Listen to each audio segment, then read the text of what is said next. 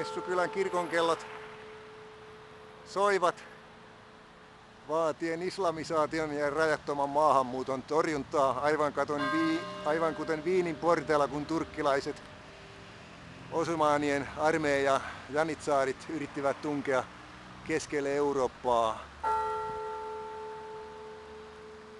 Muistona noista ajoista syömme edelleen puolikuun muotoisia voisarvia, islamistien kuujumalan kuvia.